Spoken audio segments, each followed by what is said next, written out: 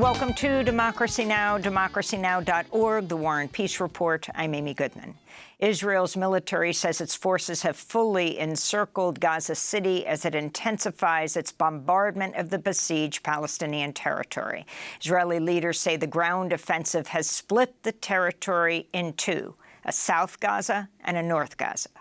On Sunday, Gaza was once again plunged into a total communications blackout, the third such outage since October 7th.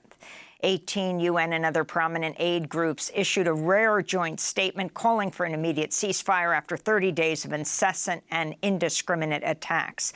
Enough is enough, the groups declared. The death toll in Gaza is nearing 10,000. Nearly half the victims are children. The UN says 88 of its staff have been killed, the highest number of UN deaths ever in a single conflict. At least 45 people were killed in an Israeli airstrike on the Al-Maghazi refugee camp Saturday.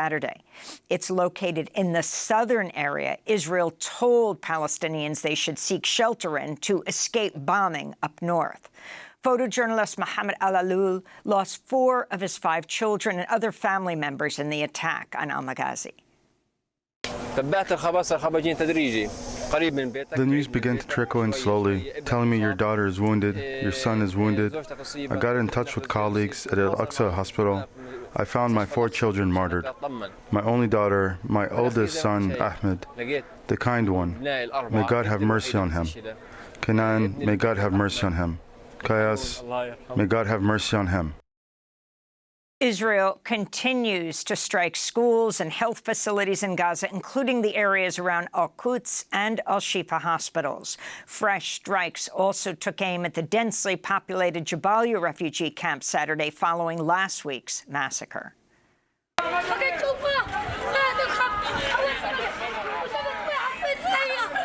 I was standing here when 3 bombings happened.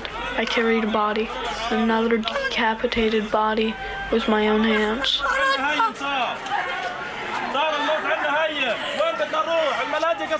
Where should I go? They've hit the shelters. Those who are on the streets in Gaza are hit while walking. Since when has it become normal to strike shelters? This is so unfair. You walk on the street, you're hit, and while you're carrying the body to bury, they strike us. Where is the United Nations in this? Never in any war were shelters hit. Around 1,100 people have left the Gaza Strip since the Rafah crossing with Egypt was briefly opened. Evacuations have been suspended since Saturday, but Egyptian, U.S. and Qatari officials said they hope they would resume later today.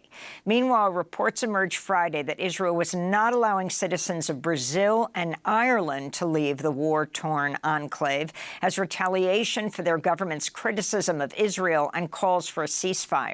This is an 11-year-old American-Palestinian girl, Farah Saluha, who was forced to leave her father behind in Gaza as she traveled to Egypt with her mother and siblings. I'm very sad because I love all my friends, especially in school, because I was always happy with them, and I miss being happy instead of just worrying about my safety all the time.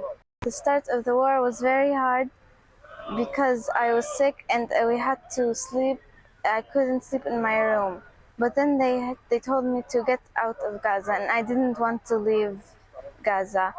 So I had to go to Rafah and sleep in different places, and we kept on moving, and I didn't want this. There was no electricity and no internet and no water. Lebanon's caretaker Prime Minister Najib Mikati said his government will file a complaint with the UN Security Council after an Israeli drone attack Sunday evening killed a grandmother and 3 children. The strike came as Israeli and Hezbollah forces have been engaged in skirmishes along the border over the past month. Hezbollah fired rockets into northern Israel in response. The group has vowed to retaliate against Israel if it kills civilians in Lebanon. U.S. Secretary of State Antony Blinken is in Ankara for talks with Turkey's foreign minister about Israel's assault on the Gaza Strip. Ahead of Blinken's arrival, Turkish police fired tear gas and water cannons at to disperse thousands of protesters who'd marched on an air base housing U.S. troops. On Saturday, Turkey recalled its ambassador to Israel after condemning the, quote, unfolding humanitarian tragedy in Gaza, unquote. On Sunday, Blinken made a surprise trip to Baghdad for talks with Iraqi Prime Minister Mohammed Shia al-Sudani. That followed Blinken's unscheduled meeting earlier in the day with Palestinian Authority President Mahmoud Abbas in the occupied West Bank city of Ramallah. Blinken rejected Abbas's demand for a ceasefire in Gaza. On Saturday, Blinken joined a summit of Arab leaders in Jordan, all of whom condemned Israel's assault and demanded a ceasefire. Meanwhile, CIA Director William Burns arrived in Israel Sunday for talks with Israeli leaders and intelligence officials, and then will travel through the Middle East. Massive protests demanding a ceasefire in Gaza and an end to the Israeli occupation of Palestine took place across the globe again over the weekend.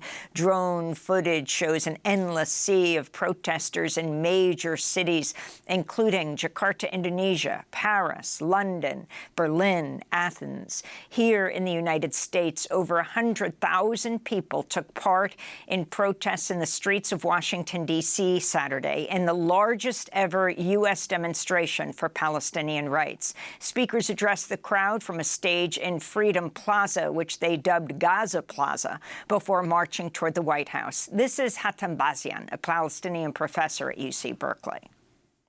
Palestine was the last settler colonial project to be commissioned by these Western hypocritical countries. And as we celebrated the release of Nelson Mandela and the end of apartheid, the last settler colony in Africa, we will celebrate the end of settler colonialism in Palestine. Why? Because that's what justice calls. That's what courage calls for. That's what integrity calls for. Later in the broadcast, we'll hear more voices from the historic pro-Palestinian rights protest in D.C. One day before Saturday's mass protest, 52 activists were arrested on Capitol Hill as they occupied the offices of Democratic senators, demanding the lawmakers back an immediate Gaza ceasefire. The senators included Bernie Sanders, Elizabeth Warren, and Ed Markey. In Rhode Island, the Providence City Council has passed a resolution calling for a ceasefire and for the Biden administration to send humanitarian aid to Gaza. This came just days after City Councilor Miguel Sanchez was fired from his job at the Rhode Island governor's office for speaking out against the Israeli assault in Gaza. Meanwhile, New York Times Magazine's award-winning writer Jasmine Hughes resigned after signing an open letter condemning Israel's genocide in Gaza. The move constituted a violation of newsroom policy. New York Times contributor Jamie Lauren Kalis, who describes himself as a religiously observant Jew, also left the New York Times after signing on to the letter. In California, dozens of protesters demanding a ceasefire in Gaza gathered at the Port of Oakland Friday, blocking the departure of a U.S. military supply vessel. Organizers say the ship was holding weapons bound for Israel. Protesters occupied the berth while others locked themselves to ladders on the side of the ship. After 9 hours of occupation, police moved in to forcefully remove protesters from the vessel, and the ship began to leave the port as people shouted, "Shame on you." Organizers in Oakland said they've coordinated with partners in Tacoma, Washington, the vessel's expected next stop for another peaceful blockade Monday. Meanwhile, during a Palestinian solidarity action in Puerto Rico Saturday, a protester climbed a flagpole in front of the Capitol in San Juan to remove the U.S. flag and replace it with a Palestinian flag. An Arab Muslim student at Stanford University is calling on people to spread compassion and kindness after he was struck Friday in a hit-and-run that's being investigated as a hate crime. The driver shouted, "F you people," as he drove away. Abdul Wahab Omira released a statement from his hospital bed saying, quote, "This ordeal has solidified my resolve to advocate for love, understanding, and inclusivity," he said. In Nepal, a 5.6 magnitude quake struck the far western Karnali province Friday, killing at least 157 people. It was Nepal's worst earthquake since its 2015 disaster, which killed 9,000 people. Rescue workers had to clear roads blocked by landslides and debris to reach the mountainous villages at the epicenter of the quake. An estimated 5,000 houses were destroyed or damaged. Survivors say they're still waiting for help 3 days after the disaster. We have nothing left. Dust from the debris are entering into our noses and mouths. We can't see properly due to the dust. We have dust on our ears. What to do? We are in a very bad situation. The children are complaining that they're hungry. We don't have a place to stay, nor food to eat, or clothes to wear. No one is looking after us. In India, officials have extended elementary school closures in the capital, New Delhi, through the end of the week as New Delhi of 33 million chokes under a thick gray haze of air pollution. The hazardous air conditions are due to crop stubble burning in neighboring farm states, a drop in temperatures and winds. Residents are battling a myriad of health problems due to the smog. The situation is very bad here. There is a lot of coughing, colds, and burning sensation in the eyes. The kids are also sick. We cannot take the kids out, and we also step out far less than we used to because of this pollution. And in the Philippines, 57-year-old radio journalist Juan Humalon was shot dead during a live broadcast in his home studio Sunday by an attacker who fled on a motorcycle with an accomplice. Viewers watching the program on Facebook witnessed the brazen murder in real time, though the shooter was not on camera. Police say they're investigating whether the killing was related to Humalon's work as a journalist. He was the 199th media worker to be killed in the Philippines since the dictator Ferdinand Marcos, the father of the current president, was toppled in a popular uprising in 1986. And those are some of the headlines. This is Democracy Now!, democracynow.org, The War and Peace Report. I'm Amy Goodman.